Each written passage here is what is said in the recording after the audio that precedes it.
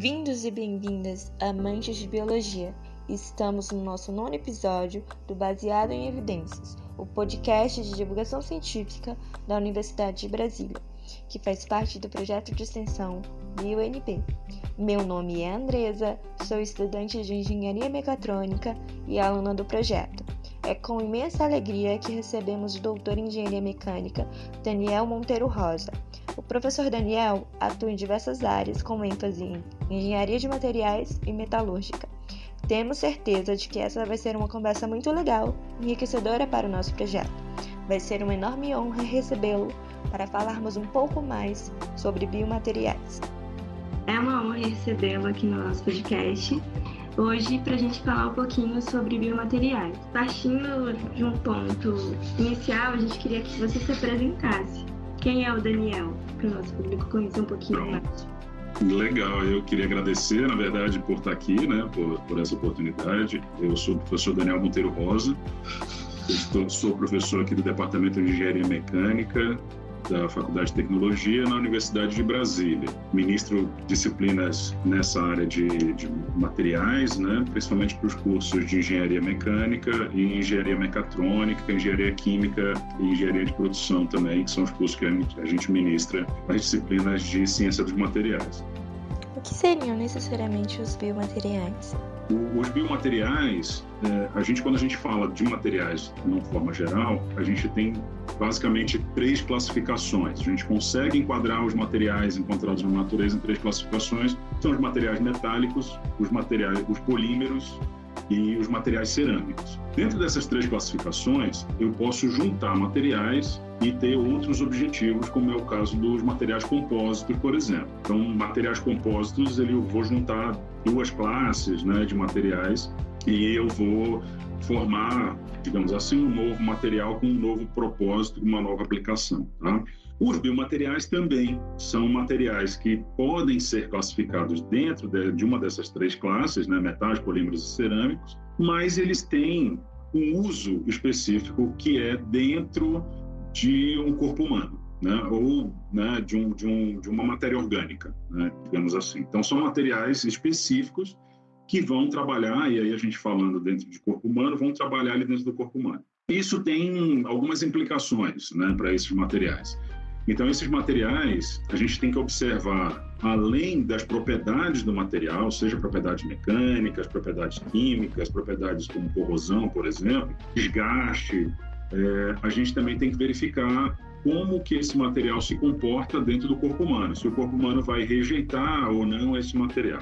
Biomateriais, ele tem uma relação muito próxima com a medicina, com a biologia, com a odontologia, com a engenharia, que tem toda a parte das propriedades também, e com química, basicamente. Dá para a gente colocar aí física também. Então, são diversas áreas. Ele é um estudo interdisciplinar, não dá para a gente falar assim, olha, existe um domínio único, mas hoje, no mundo inteiro, todos os estudos, praticamente, eles são multidisciplinares. Não existe mais um domínio de uma área ou outra, na verdade.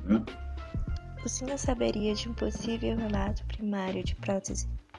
A gente tem lá no histórico, se a gente for pegar aí antigamente, lá, sei lá, século XV, século XIII, século XII, voltando mais para trás, a gente tem alguns relatos de próteses. E aí, até fazendo uma brincadeira, acho que o primeiro relato de prótese ali era o Capitão Gancho, lá do Peter Pan, que perdeu a mão lá com um jacaré e colocou um gancho lá substituindo a mão, Então, esses relatos de próteses, que eram materiais ali utilizados para substituição, provavelmente, de algum membro.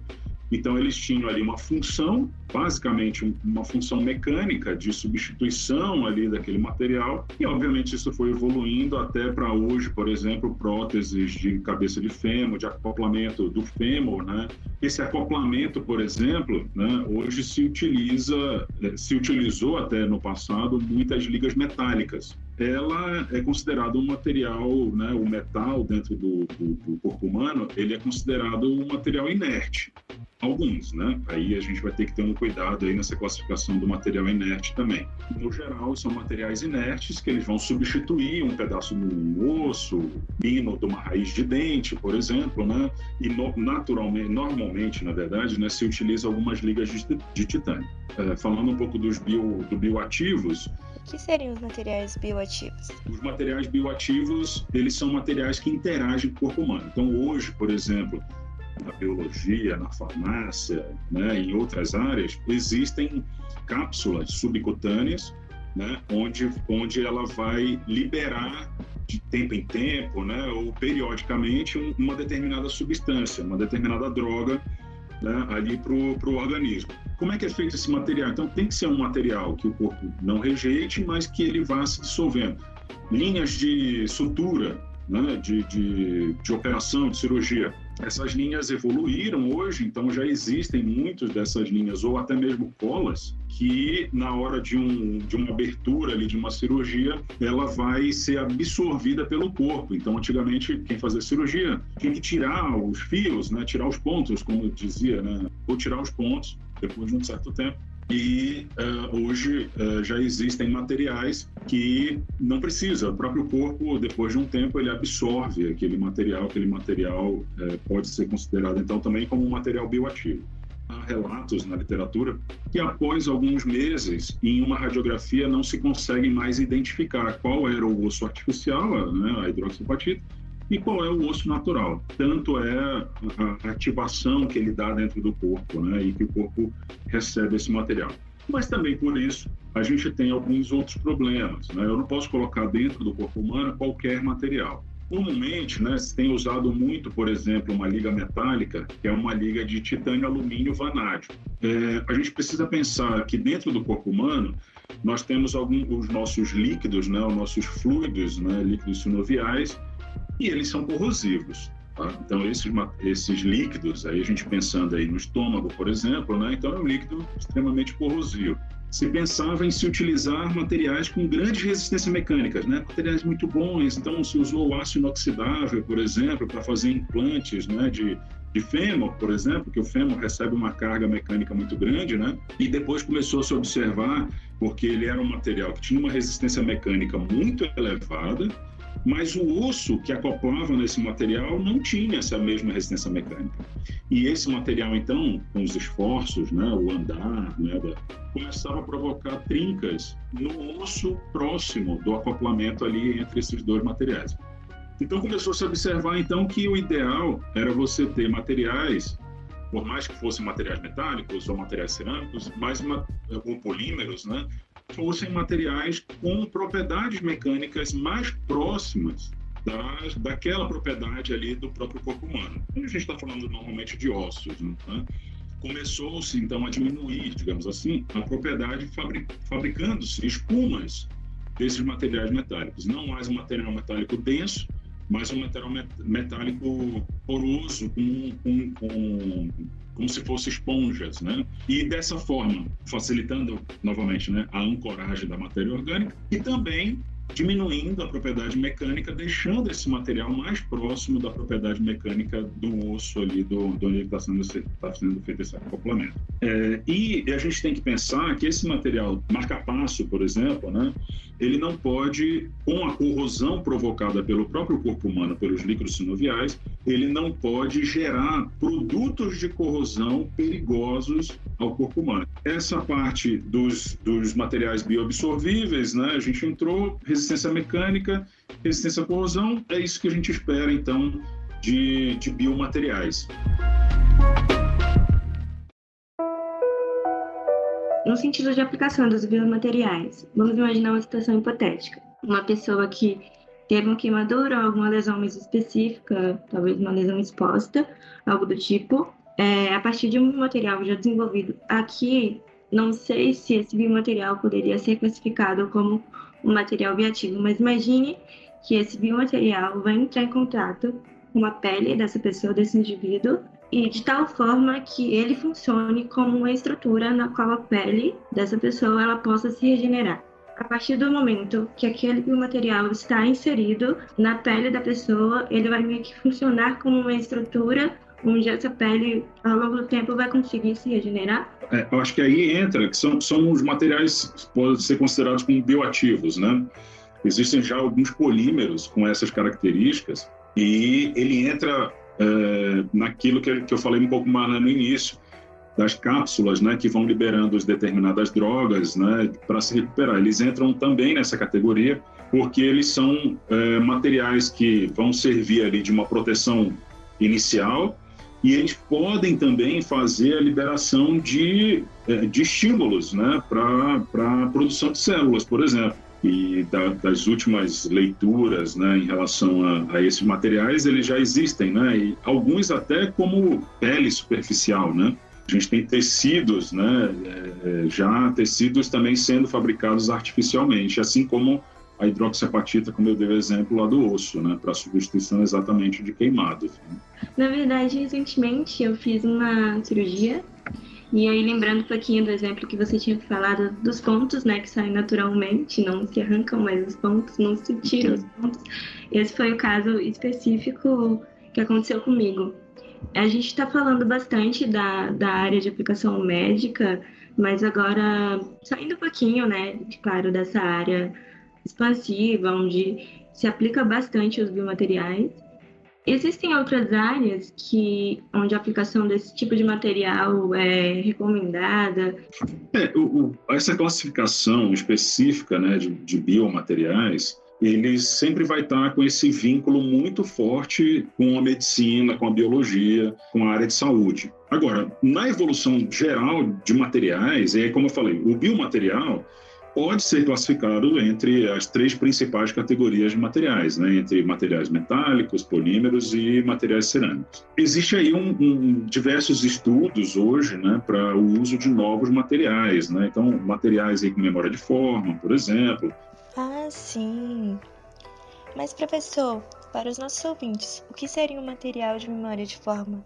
São materiais que, quando eles recebem um determinado calor, eles mudam a sua forma. E são materiais que eles mudam o seu módulo elástico, né, dependendo da condição, e isso muda, absorver essas vibrações. Materiais com memória de forma, eles são aplicados em diversas áreas, como, por exemplo, absorvedor de vibração de máquinas, equipamentos, cabos elétricos, né, para diminuir a vibração causada pelo vento, por exemplo. Então, eu posso usar materiais com memória de forma, só para dar um exemplo, né, mais básico. Se você pegar uma garrafa PET de água, de refrigerante, qualquer uma, e você colocar água quente dentro dessa garrafa, ela encolhe, né? ela engilha.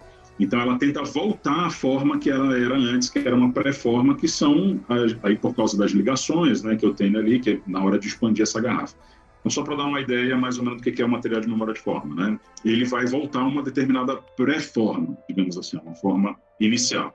E no caso desses filtros usados em veias, né, para filtrar coágulos, por exemplo, eles entram fechados para eles poderem entrar na veia, refrigerados na ponta, e quando eles são instalados numa determinada posição, eles são liberados da refrigeração e o próprio calor humano, né, o próprio calor do corpo, abre esses filtros para uma forma pré-determinada e eles passam, então, a fazer essa filtragem. Por causa dessa abertura dele, ele passa a fazer essa filtragem. Então, existem outras aplicações fora do corpo humano, provavelmente para esses materiais também.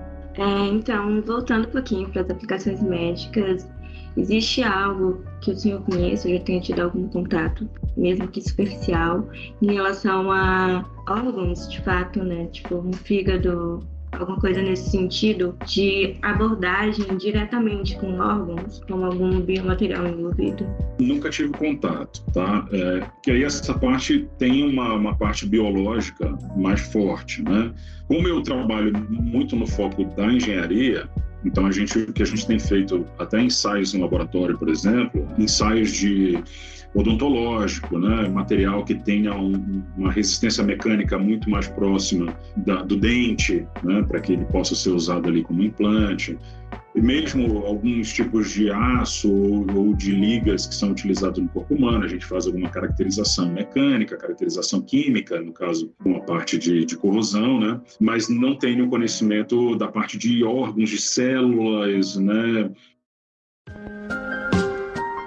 termos do que o senhor faz, existe algum ensaio, algumas características que precisam ser garantidas no material, seja ele metálico, um polímero, uma cerâmica, alguma coisa que ateste, né, essa efetividade desse material, que é tranquilo usar, seja realmente uma produção científica, tenha ali os padrões que devem ser atendidos? Algum ensaio? Sim, aqui, por exemplo, no laboratório, já foram feitos ensaios de colas, por exemplo, utilizadas na odontologia. Então, para aparelhos ortodônticos, né, aqueles tradicionais que usavam um material metálico colado na superfície do dente. Então, já foram feitos ensaios, por exemplo, sobre essa adesão da cola, né? Então, a gente, junto com o pessoal da odontologia, projetávamos, então, esses ensaios para a gente verificar, né? Qual que era a resistência da cola, quanto que aquilo ia conseguir resistir ali colado no dente, né? Por exemplo. Ensaios de materiais metálicos, né? Toda a caracterização, né? Módulo elástico, todas as propriedades, que ele vai suportar, qual que é a carga máxima, né? E aí, a partir do momento que a gente tem a carga máxima, a gente também consegue, né, já sabendo aí pela literatura qual que é a carga que ele vai suportar ali no corpo humano, por exemplo. Então, todas essas caracterizações a gente consegue fazer aqui no laboratório, mas voltando para a caracterização mecânica, basicamente, tá?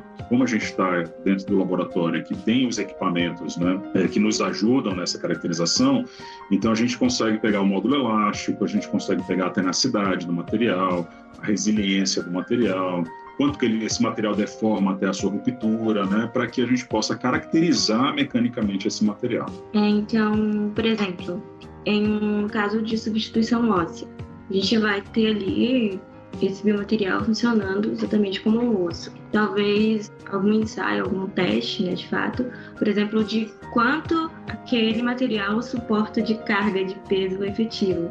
Isso. E aí, talvez, não sei se tem relação, mas vai importar, por exemplo, se o material é frágil ou não. Quando a gente diz que um material é frágil, não significa que ele não suporte carga. Mas eu não sei se nesse sentido tem alguma relação, ou se precisa que o material seja duro, ou se no caso de um transplante ósseo, ele não pode ser um material duro. Vamos imaginar assim, olha, a nossa coluna vertebral, ela tem as junções, né? E nessas junções existe uma espécie de cartilagem nessas junções. Com o tempo, ou com algum tipo de esforço, ou com, às vezes, alguma coisa genética, essa cartilagem, nos esforços, ela vai desgastando. E quando ela desgasta, existe um contato de osso-osso. E aí a pessoa sente dor, né? Quando desgasta essa cartilagem, porque o contato de osso-osso não é agradável, né? No joelho também acontece isso, né? Nas nossas juntas, né? Nosso corpo humano, se a gente for olhar, tem tudo, né, de mecânica, né, no corpo humano. Na substituição, a gente precisa pensar num material que vá substituir aquela cartilagem. Não se usa um metal, porque metal com osso ali também não vai ser agradável, né? Então, se usa ali um polímero que tem uma determinada condição, né, tem uma elasticidade maior do que o metal, por exemplo, para absorver tanto os impactos quanto não deixar o osso tocar no outro osso. Então, a gente vai pensar, primeiro, no material, na propriedade desse material. Vai ser um polímero, tá bom? Vai ser um polímero, porque ele é um pouco mais elástico, né, do que o metal, então ele é mais adequado, ele é mais próximo à cartilagem original. Porque normalmente a gente inclusive usa polímeros para juntas mecânicas mesmo ali, né? Acoplamentos de motores, por exemplo.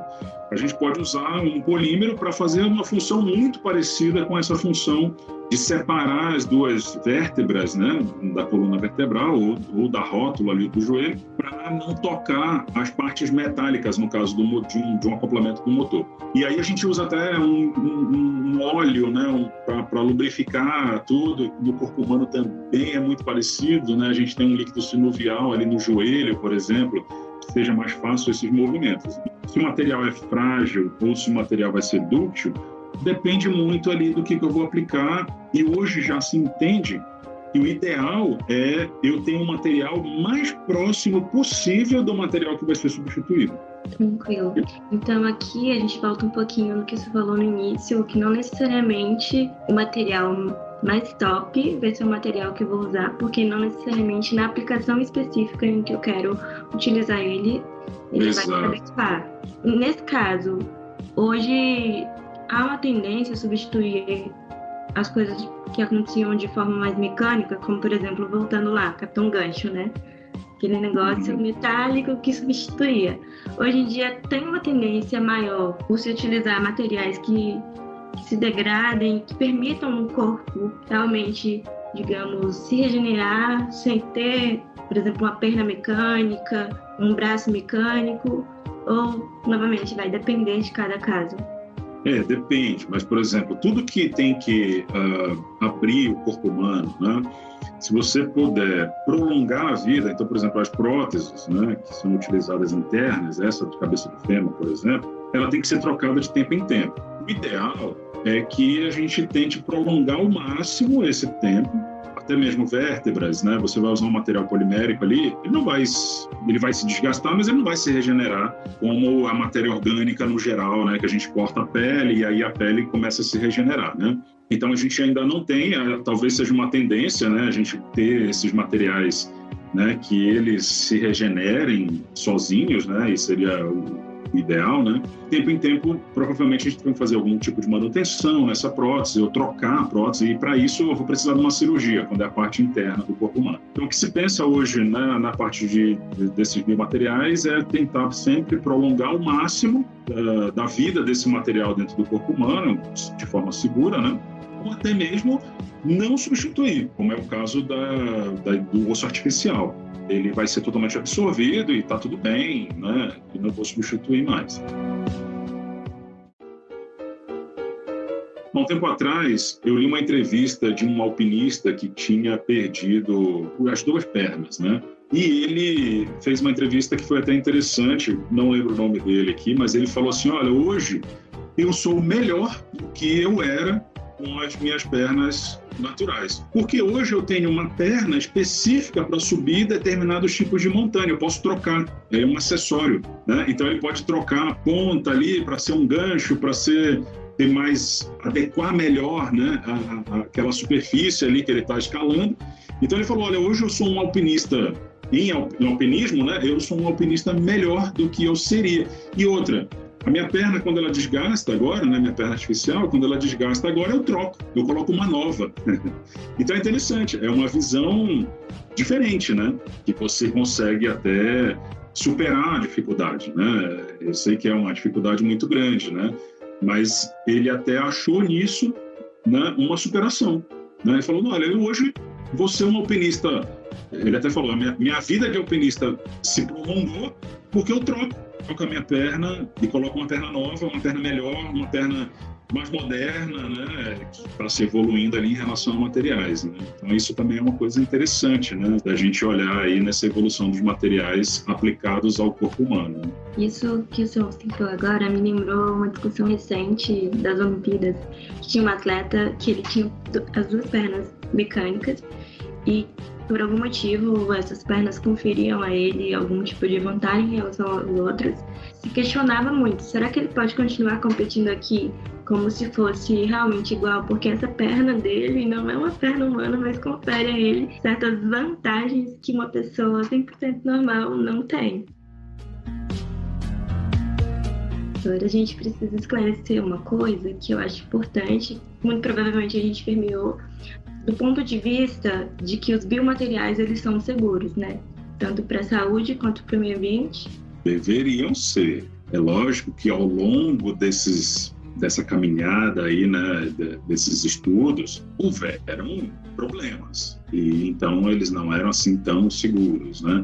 Hoje, se a gente for comparar ao passado, obviamente hoje a gente tem materiais mais seguros.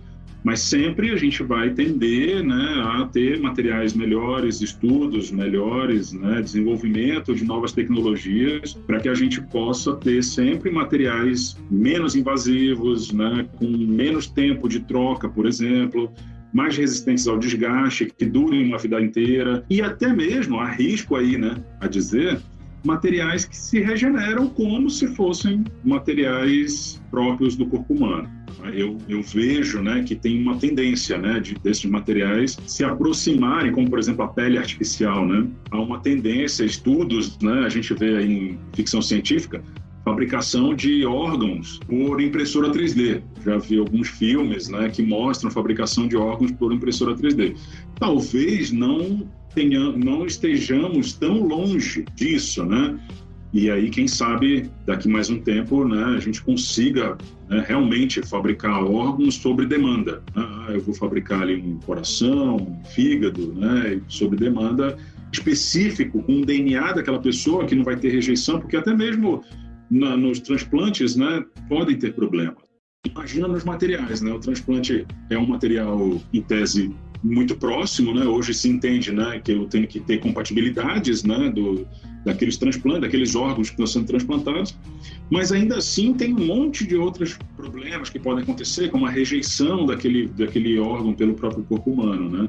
Sobre a autorregeneração, eu vi recentemente uma entrevista, existem alguns materiais que realmente se regeneram e outros não. Então, tipo assim, a classe de materiais que se regeneram ainda é muito pequena comparada aos materiais que não se regeneram ao longo do tempo, né? Então, a gente pode afirmar que hoje eles são muito mais seguros que antes, mas houve uma época em que era mais tentativa e erro ali inicial. Certeza, sim. Esse exemplo, né, do titânio, alumínio vanádio, dessa liga metálica, né, é um deles, né? Não se conhecia, por exemplo, esses efeitos, né? Então era um material excelente, o corpo não rejeitava, era um material inerte. Começou a se trabalhar, já se percebeu que tinha que trabalhar a propriedade mecânica mais próxima para do osso, não poderia colocar um material com uma propriedade mecânica muito mais elevada. Só que depois de um tempo começou-se a observar, né, efeitos, né, colaterais, digamos assim, desse óxido, né, provocado, e falou, mas da onde está vindo esses efeitos, né, e foi se identificando. Então eu poderia até dizer, é uma tentativa e erro, não se sabia, né, o que ia acontecer com esse material ao longo do tempo, e aí se observou então que um efeito colateral, né, não era um efeito primário, era a corrosão provocada pelo próprio organismo, gerava esse óxido, que esse óxido era um óxido prejudicial para o pulmão. Você fez um implante, imagina que dificuldade, né? Você fez um implante no fêmur e ao longo dos anos, né, passaram-se alguns anos, a pessoa começou a ter sintomas no pulmão. Como que você correlaciona isso, né? Então, tem que ter estudos, né? Tem que se entender ali o que acontece, e aí não é bem o erro, mas na verdade foi se aprendendo, né, cada vez mais ali, né, com esses materiais. Não tem fim, tá? A gente ainda vai aprender muito mais, tem muita coisa para ser estudada nessas áreas, tá? A partir do processo de experimentação mesmo, né, que a ciência se desenvolve. Agora, com relação à nanotecnologia, a gente sempre vê muito relacionado biomateriais e nanotecnologia. Você considera que a nanotecnologia tem um impacto importante sobre os biomateriais? Essa é a nova evolução, né? Então, você tentar estudar os materiais em escala nanométrica para saber quais são os efeitos, né? E é interessante, porque na escala nanométrica, o material ele tem um comportamento totalmente diferente e a literatura já nos mostra que as leis físicas que a gente conhece não valem na escala nanométrica. Então já dá para a gente ter uma ideia, né, de que os nanomateriais são materiais realmente especiais. O estudo, né, nessa escala, né, pode realmente nos trazer grandes revelações. É uma esperança muito grande aí para os biomateriais também, não só para os biomateriais, mas para todas as outras aplicações. Os materiais nanométricos trazem aí uma nova fronteira da ciência. Isso porque se observa em escala muito, muito pequena, de fato, né? Então, aí, lembrando um pouquinho do que eu aprendi em ciências dos materiais, a gente sabe que eu altero a estrutura cristalina de um material, ou seja, o arranjo atômico daquele material. Eu mudo a propriedade do material. Então, nessa escala, trabalhando em uma escala extremamente pequena, observando realmente em mínimos detalhes, é possível que através disso a gente evite novos erros ou faça testes mais clínicos, repetidos, para que realmente se desenvolva algo melhor. É muito difícil, né, na verdade, da gente tentar prever qualquer coisa, mas de certo, tudo que a gente aprende na ciência com o passado nos ajuda a evoluir. Até os erros, e eu costumo, inclusive, quando nas orientações, né, de meus alunos, eu costumo dizer que até os erros são resultados. O erro, ele também é um resultado, tá? Então, a gente precisa, desde que a gente realmente o estude, né, e saiba o que aconteceu, quais foram os fenômenos envolvidos ali. Eu acredito muito que tudo que foi feito, né, nos ajudou e está nos ajudando a evoluir. A gente sempre está evoluindo. Se a gente vai ter alguma falha ali na frente, acredito que sim, ainda teremos, né? Mas se a gente for pensar que falhas, né, se a gente for olhar na ciência, que falhas que aconteceram, o erro foram coisas novas, a partir de um erro surgiram coisas novas, né? A gente pode parar, a gente tem que ir evoluindo, né? Pesquisando, desenvolvendo, a gente vai trazer novos resultados. Puxando a sardinha um pouquinho para o nosso lado de novo, para a engenharia, por que é importante o estudo dos biomateriais? Hoje a engenharia, ela não está, sei lá, início do século XX, por exemplo, em que ela era mais isolada, tentava resolver problemas de quebra de eixos de trem, né? E aí depois com a evolução da indústria, né? Problemas da indústria. Eu estou focando um pouco mais na engenharia mecânica, né? Que é mais a minha área. Hoje a gente sai um pouco disso, tem muito suporte, né? na engenharia propriamente dita ali, né? Mas a gente também precisa ter esse envolvimento com outras áreas, né? Como no caso da medicina, da biologia, odontologia. Esse conhecimento, junto, né, com outros conhecimentos, com esses conhecimentos biológicos, trazem outras oportunidades, né, de trabalho, outras linhas de trabalho. E a gente pode dar um exemplo aí de equipamentos hoje usados na medicina, né, que são equipamentos, no geral, desenvolvidos em parceria junto com a engenharia, né? Eu preciso da engenharia, eu preciso da medicina, desses conhecimentos e outros, né, conhecimentos, para poder desenvolver esses equipamentos de diagnóstico. Então, hoje, se a gente for pegar raio-x, né, que é tão comum, é muito usado na medicina, mas também é usado para inspeção de materiais, inspeção de aeronaves, por exemplo, para saber se tem trincas, fissuras na fuselagem da aeronave, é usado raio-x, o mesmo raio-x que é usado na medicina. Ultrassonografia, né? A gente fala de ultrassonografia para ver os órgãos internos. Na engenharia se usa ultrassonografia para verificar também descontinuidades dentro do material. Então não se tem hoje mais um afastamento, né, da engenharia em especial com as outras áreas. E aí eu estou falando mais da medicina, porque a gente está falando de biomateriais, mas também todas as outras áreas, e eu arrisco ali até colocar, inclusive as áreas sociais, quando a gente hoje usa o termo de engenharia social. Antigamente você falava, como assim engenharia social? Existe um pensamento da engenharia com um pensamento na área social para se resolver problemas sociais. Né? De que forma, a melhor forma da gente resolver aqueles problemas sociais. Mais uma preocupação social também hoje em dia, não somente engenharia em si, né, pura.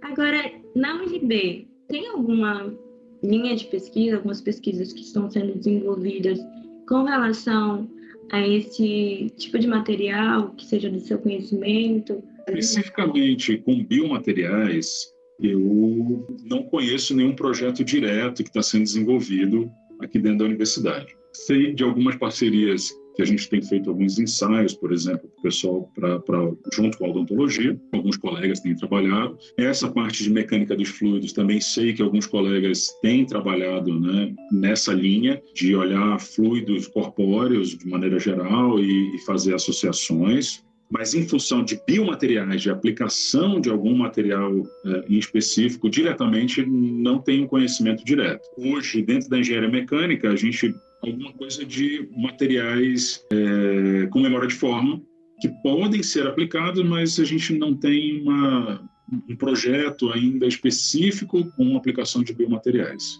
E para os nossos ouvintes que estão ouvindo ou vão ouvir depois, que gostaram do assunto, que ficaram aí curiosos para saber mais, como eles podem aprender sobre esse assunto de uma forma segura, onde eles vão ter informações realmente relevantes e verdadeiras.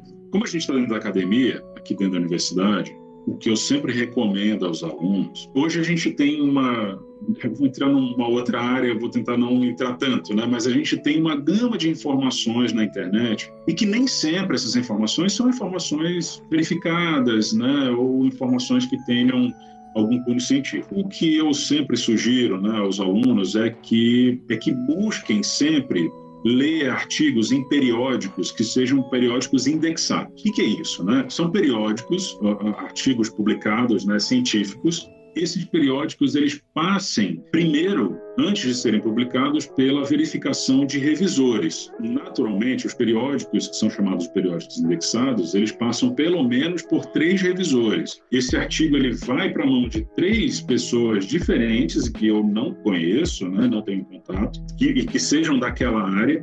Eles analisam aquilo, fazem questionamentos, né, das técnicas, das teorias, dos resultados, das conclusões, e então, quando aprovado, esse artigo ele é publicado por uma determinada revista científica. São artigos mais seguros, digamos assim, para que você busque informações mais seguras.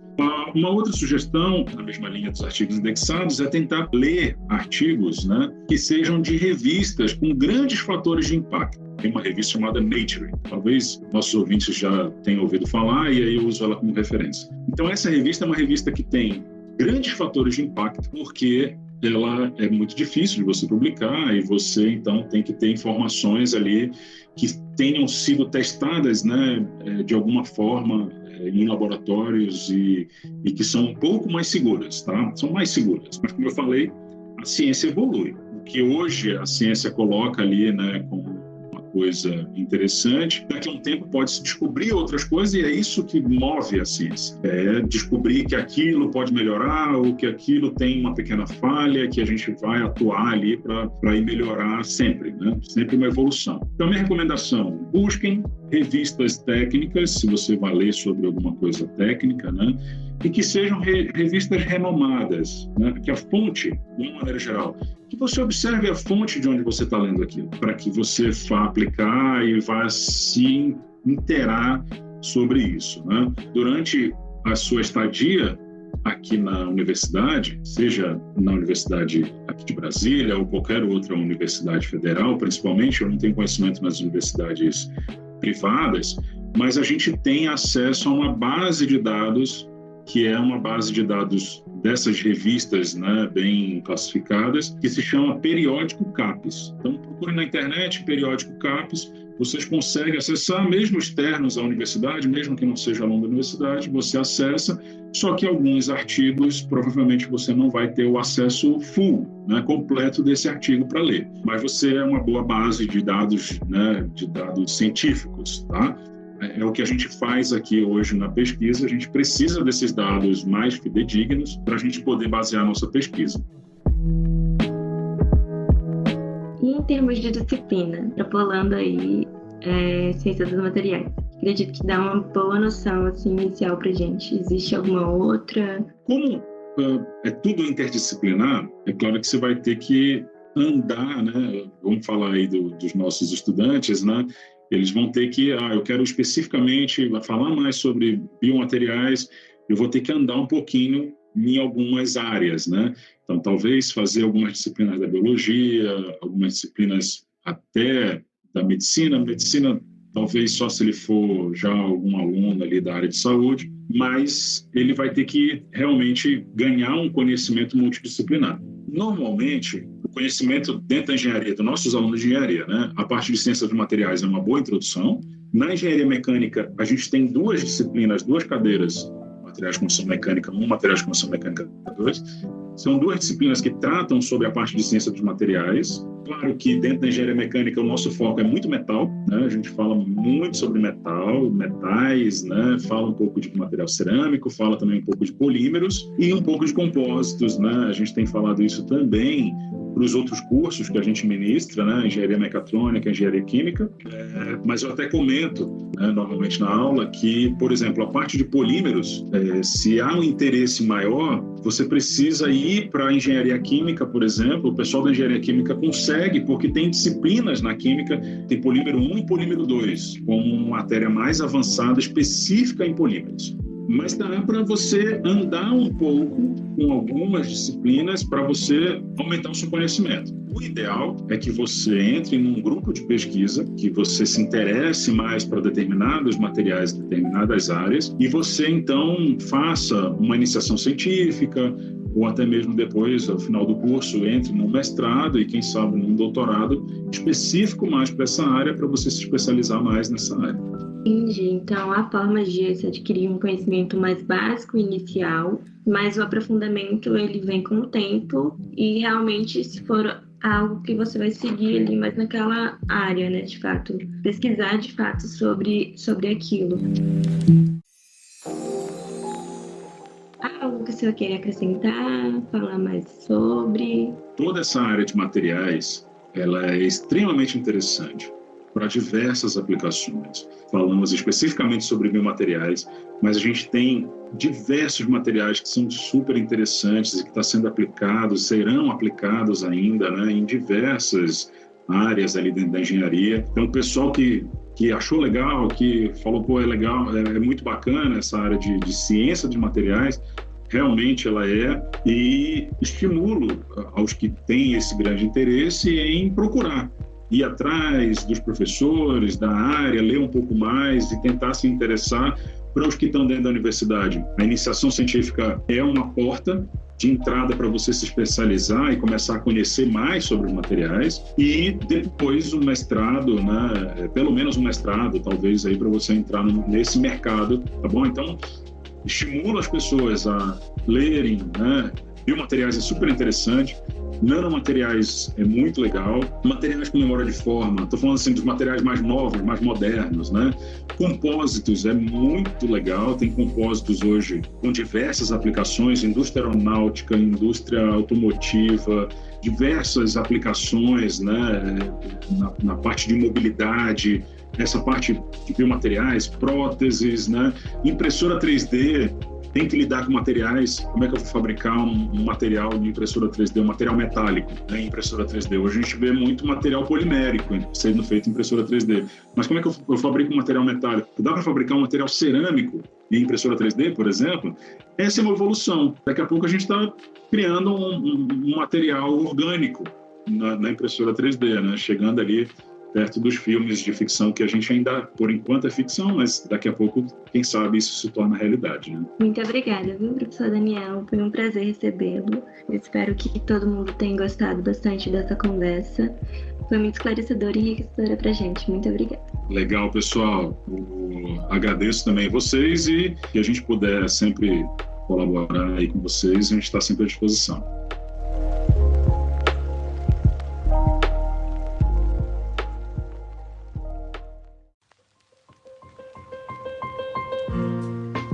Daniel, muito obrigada pela sua participação. Foi uma honra recebê-lo e pela conversa tão bacana que tivemos. É isso, pessoal. O nosso 9º episódio está chegando ao fim e esperamos que vocês tenham aproveitado. Se vocês gostaram, sigam a gente no Instagram e no Facebook no @biounb e no Twitter no @biologiaunb. Não se esqueça de deixar sugestões de temas para a gente conversar por aqui. Até o próximo episódio!